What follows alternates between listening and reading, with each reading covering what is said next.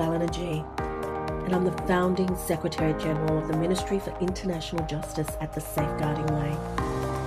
Today, on Tuesday, the 16th of December 2025, my official statement in response to the recent tragedy at Bondi Beach was read on Koori Radio 93.7 FM on the Deadly Human Rights Program by DJ Gadigal, Andrea Neville. This was a great honour. This statement comes from a place of lived connection and shared story from someone who has called the eastern suburbs her home for many years and has walked with different faith communities, including the Jewish community, and who holds deep respect for First Nations peoples and country. It is not just a response to an event, it is a call to compassion, to unity, and to safeguarding the dignity of every person. In a time when it is easy to be divided by fear and opinions, this statement invites us back to our shared humanity, our Aussie spirit of mateship, and the enduring strength of First Nations wisdom and resilience. So now, here is the official statement as it was shared today on Koori Radio's Deadly Human Rights Program. And welcome to the Deadly Human Rights Program. I'm DJ Gadigal, and if you just tuned in, this is Koori Radio 93.7 FM. Now, there's another one here that I just want to read out as well. Folks, I don't know if I can read it all out. And where is it? Sorry, I got it here somewhere. Sorry, Ballina, if I don't read the whole thing out. It is quite long.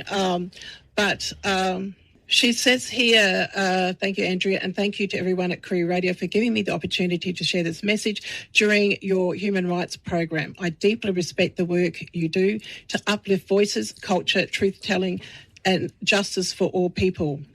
I speak today with a heavy heart following the tragedy that recently took place at Bondi Beach, a place that holds deep significance for so many Australians and for me personally.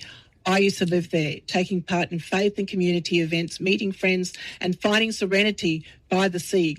Bondi has always been more than a coastline. It's a community where people come together across backgrounds and beliefs to share life under the same sun. It's important we also acknowledge that Bondi stands on the sacred land of the Gadigal, Bidjigal and Birrabirragal people of the Eora Nation, its traditional custodians. Traditionally, the word Bondi means the sound of water breaking over rocks.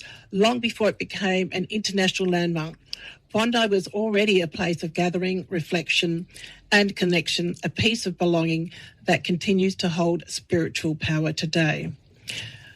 When the tragedy unfolded, my first impulse was to reach out, calling and messaging my Jewish friends, checking they were safe. Since then, messages have poured in from right across Australia and the world to my friends and myself, expressing grief, solidarity and disbelief. The pain from this loss is being felt by everyone who calls this country home. There's a lot being said and many emotions running high, but at this moment, I believe our focus must be on compassion. Let's honour the lives lost, the families in mourning, and the survivors who now face recovery. Let's stand together rather than turning the blame or turning to blame or division. This incident touched many communities, but it's also a reminder of why the United Nations Declaration of Human Rights matters so profoundly, because every person, regardless of faith, origin or background, has the right to live free from fear, discrimination and violence. These are not abstract ideals. They are the very principles that bind us in shared humanity. On the 10th of December, 1948, the General Assembly of the United Nations adopted the Universal Declaration of Human Rights as a common standard of achievement for all peoples and all nations. Still, it is the first step in a great evolutionary process. It is the first occasion on which the organised community of nations has made a declaration of human rights and fundamental freedoms, and it has the authority of the body of opinion of the United Nations as a whole. And millions of people, men and women and children all over the world, will turn for hope and guidance and inspiration to this document. While history alone can determine the historic significance of an event, it is safe to say that the declaration before us may be destined to occupy an honorable place in the procession of positive landmarks in human history. Such are the places where every man, woman, and child seeks equal justice, equal opportunity, equal dignity without discrimination. Unless these rights have meaning there, they have little meaning anywhere. Without concerted citizen action to uphold them close to home, we shall look in vain for progress in the larger world. This tragedy occurred on the first day of Hanukkah, near Christmas, both occasions celebrating light, renewal and hope. It is heartbreaking that this act of hate occurred in such a season, but it's also a moment to reaffirm unity, to choose faith in one another, to stand up for love over fear. At the Safeguarding Way, our work is guided by faith and a commitment to international justice. We believe institutional abuse, terror and hate in any form must be met with courage, restorative justice, empathy and unity. And through it all, I draw strength from something unique to this land we share.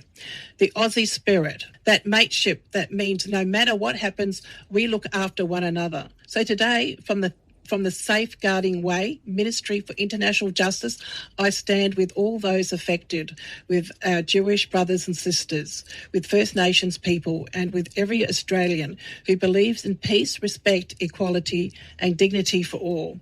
May we continue to walk together, grounded in truth, guided by compassion, and inspired by our shared humanity. And to Koori Radio, and Andrea, thank you again for supporting this message and for your continued advocacy for human rights and community healing. May peace, strength, and our spirit of belonging to country surround us all. And sending prayers and blessings to all. That's from Ballina Gee. She is the founding Secretariat General, the Safeguarding Way Ministry for International Justice. Wasn't that just beautiful? Very good. Beautiful, Yeah. Thank you, Ballina. That really said it all there, didn't it, in that message?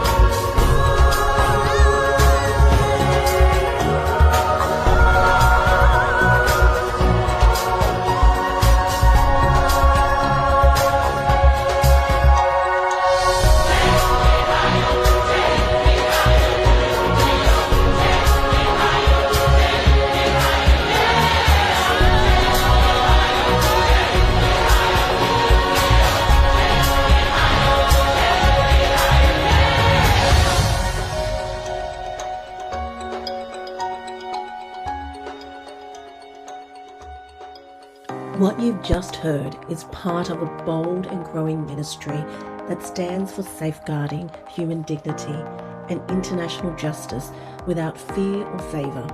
The Safeguarding Way is independent and unbiased, which means it speaks into difficult spaces with honesty, courage, and a commitment to truth, not to politics or popularity. This ministry exists to protect the vulnerable, to challenge abuse and terror in all their forms, and to bring communities together across faiths, cultures and backgrounds. It is grounded in faith, but it serves the whole human family, guided by principles of justice, compassion, truth, and respect for every person. If this message resonates with you, please support the Safeguarding Way, subscribe, share this podcast, and help amplify this work in your own circles and communities. In fact, if you've got a story, we'd love to hear from you. Your support makes it possible to keep speaking out, to stand in solidarity with those who are hurting, and to keep advocating for a safer, more just world. Thank you for journeying with the Safeguarding Way, Ministry for International Justice. Together, let's continue to safeguard hope, uphold human rights, and choose love and courage in the face of fear, even when we are confronted by terror.